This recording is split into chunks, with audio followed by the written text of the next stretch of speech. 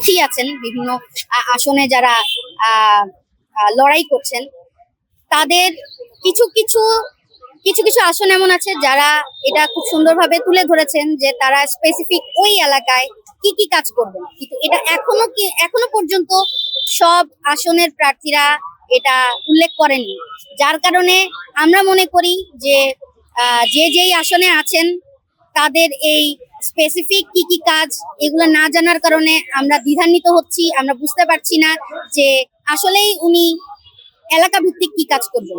দলীয় কাজ অবশ্যই করবেন, আপনার দলীয় যে ইশতেহার আছে সেগুলো নিয়ে কাজ অবশ্যই হবে, কিন্তু সবার আগে আপনার মনে রাখতে হবে আপনি যেই আসনে দাঁড়িয়েছেন সেই আসন ভিত্তিক যে এলাকাগুলো আছে সেই এলাকায় আপনি কি কি কাজ করবেন।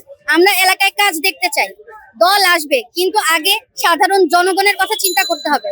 আমি আমি যদি আমার এলাকার কথা বলি, আমার এলাকায় এই নির্বাচনী প্রচারণা করতে গিয়ে দেখা গেছে যে আমার বাসার জানালা পর্যন্ত ঢেকে দেওয়া হয়েছে, ইভেন এটা আমাদের কাছে কোনো পারমিশন ছাড়াই। ঠিক আছে, তো এইসব অনেক অনাকাঙ্ক্ষিত ঘটনা ঘটছে প্রতিনিয়ত, মারামারি হানাহানি অনেক কিছুই ঘটছে যা আমরা চাইনি।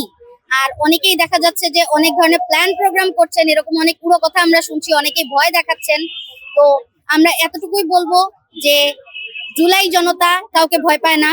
আর তার চেয়েও বড় কথা হচ্ছে যে যারাই চক্রান্ত করুক না কেন, আপনি যদি মনে করেন আপনার এলাকার ভোট কেন্দ্রে কোনো চক্রান্ত হতে পারে, আপনি ফজরের নামাজের সময় আপনার ভোট কেন্দ্রে যান, যে ওখানে দাঁড়িয়ে থাকেন, যে দেখেন যে আপনার ভোট যেন আপনি সঠিকভাবে দিতে পারেন। আর আমরা অবশ্যই সকল ধরনের ষড়যন্ত্র আমরা আমরা প্রতিহত করব ইনশাল্লাহ। আমরা জুলাইতে যেরকম এক হয়েছি, আমরা এবার এই ভোটেও আমরা এক হব, এই নির্বাচনের দিনেও আমরা এক হব। আমরা আমাদের জুলাই জুলাই জনতার প্রত্যাশা, আমরা এটা আমাদের বিজয়, আমরা আমাদের বিজয় নিশ্চিত করেই আনবো ইনশাল্লাহ।